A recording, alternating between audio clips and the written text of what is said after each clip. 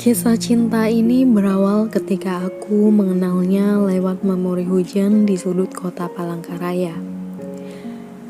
Setelah pulang kerja, aku terdesak untuk mengikuti mata pelajaran tambahan di kampus. Tetapi naas, motor yang kukendarai dengan kecepatan tinggi jatuh terhempas di jalanan, membuatku tak sadarkan diri.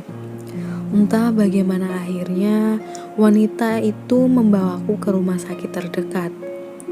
3 hari aku dirawat di sana. Dialah yang menjagaku karena aku sebatang kara di kota itu.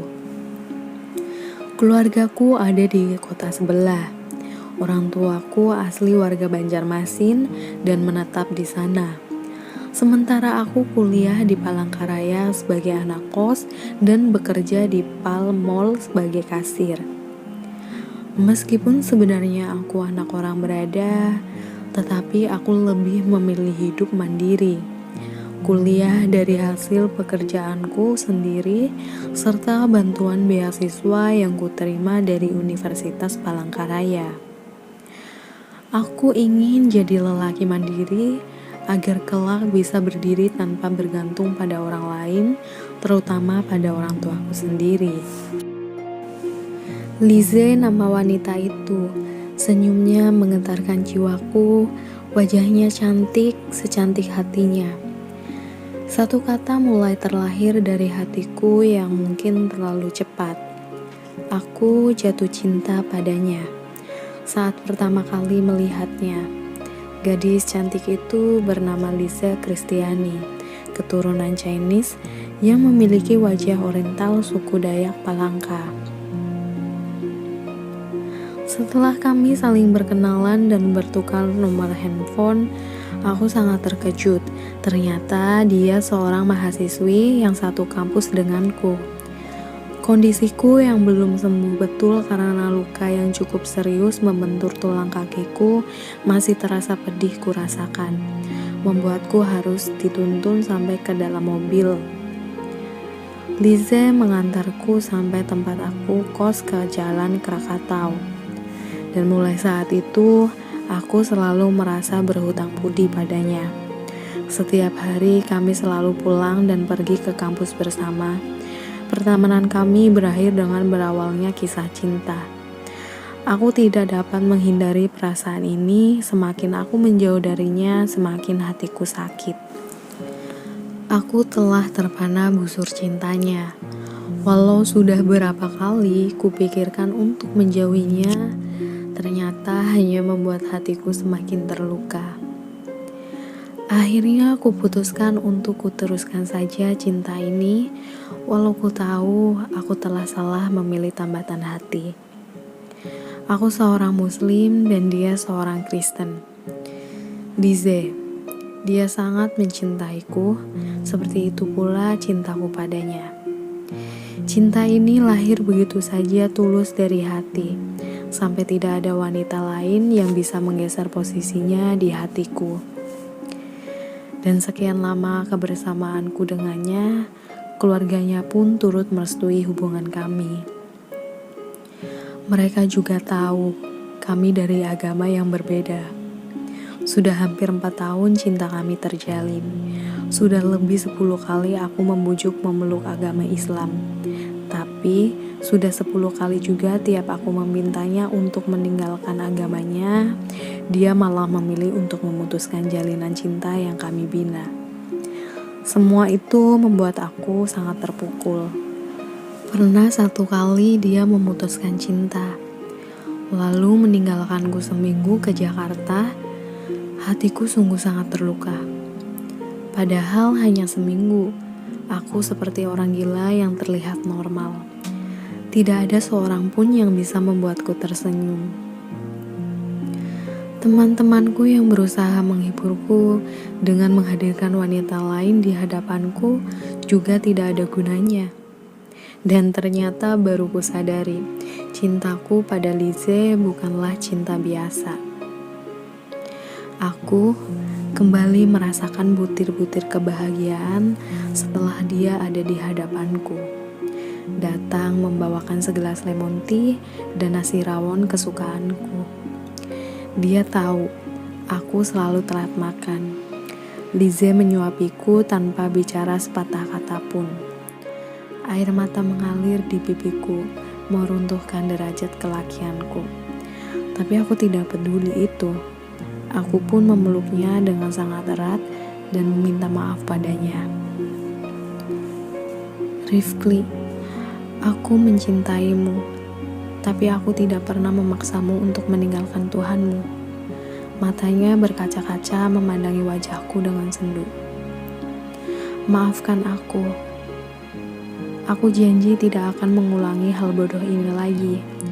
Aku mencintaimu. Kumohon jangan pernah tinggalkan aku lagi. Dan akhirnya kuliah kami pun selesai, dan kami mengadakan wisuda. Lize memintaku untuk segera melamarnya. Aku pun tidak menolak untuk hidup bersamanya. Kemudian aku pulang ke Banjarmasin dan berjanji akan kembali datang untuk melamarnya setelah mendapatkan pekerjaan tetap. Tetapi masalah besar justru hadir setelah kepulanganku. Cintaku ditentang keras oleh orang tuaku.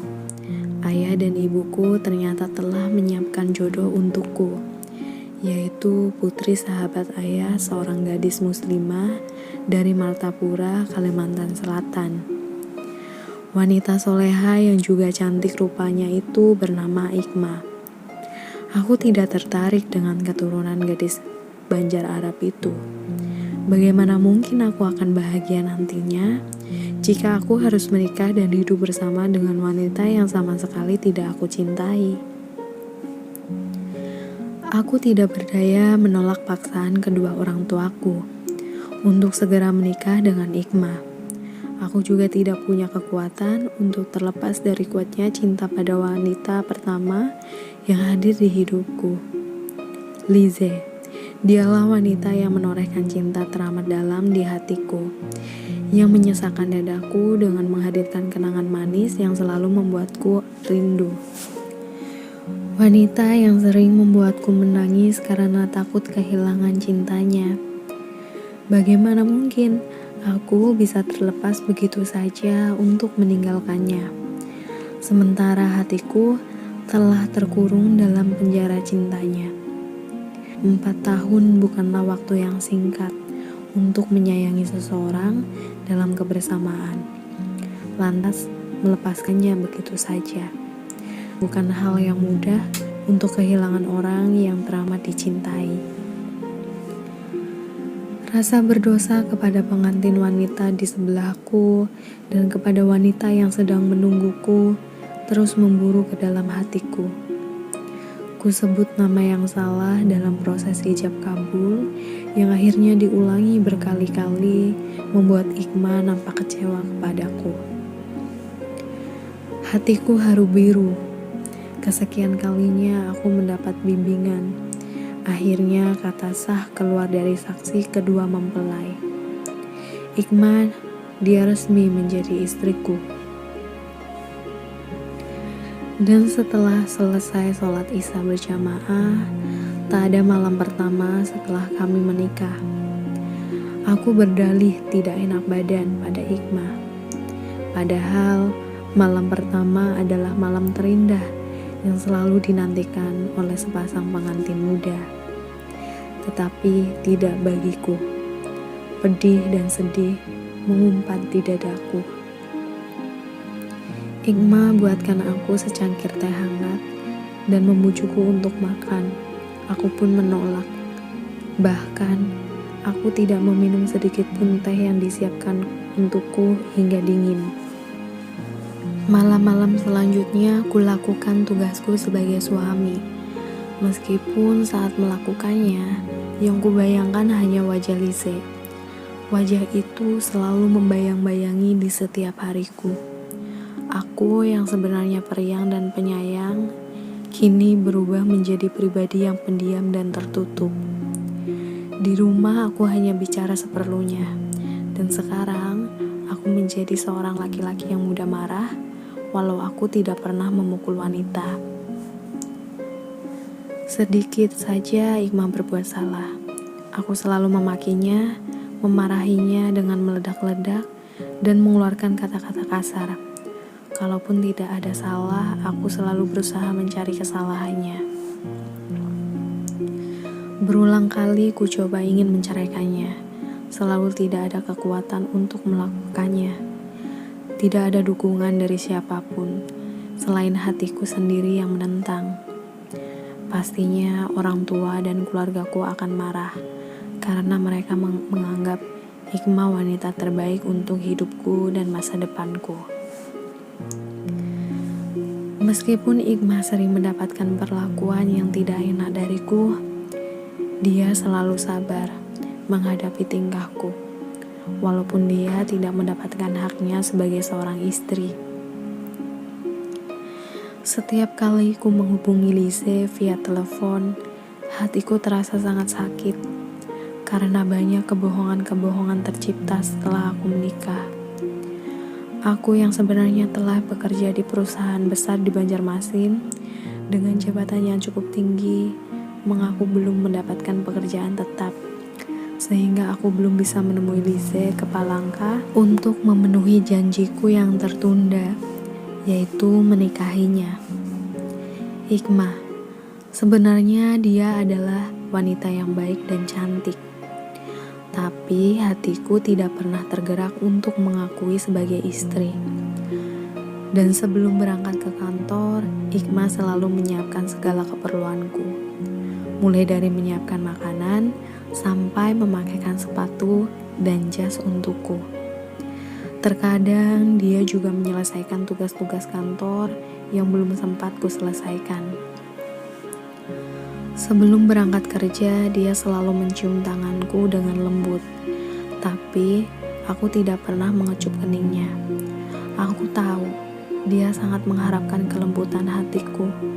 Merindukan sentuhan hangat juga, merindukan kecupan kasih sayang dariku.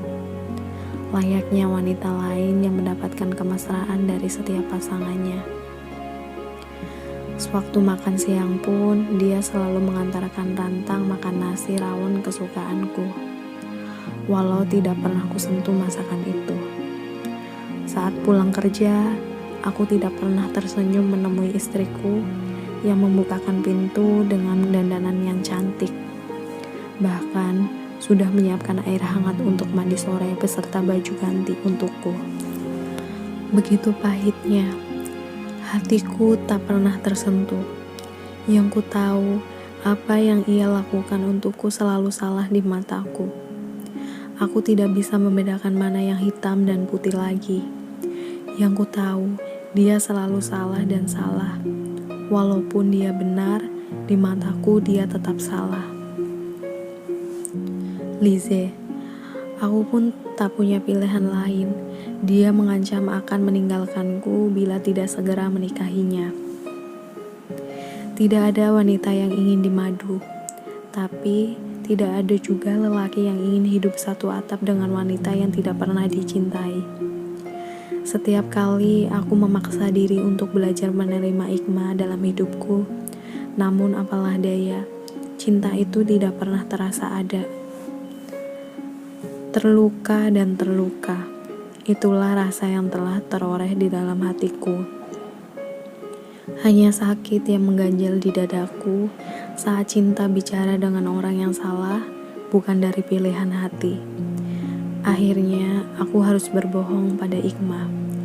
Akan ada tugas keluar kota untuk 2 bulan ke depan untuk rencana pernikahan keduaku. Kuputuskan untuk menikahi Lise dengan cara Islam, walaupun aku telah melanggar hukum dan syariat Islam di dalamnya. Aku juga mengetahui larangan Allah dalam firman-Nya. Dan janganlah kamu menikahi wanita-wanita musyrik hingga mereka beriman. Sesungguhnya wanita budak yang mukmin lebih baik daripada wanita musyrik, walaupun ia menarik hatimu. Dan janganlah kamu menikahkan wanita orang-orang musyrik hingga mereka beriman. Sesungguhnya budak yang mukmin lebih baik daripada orang musyrik, meskipun ia menarik hatimu. Benar kata pepatah, sepandai-pandainya tupai melompat, pasti akan jatuh juga.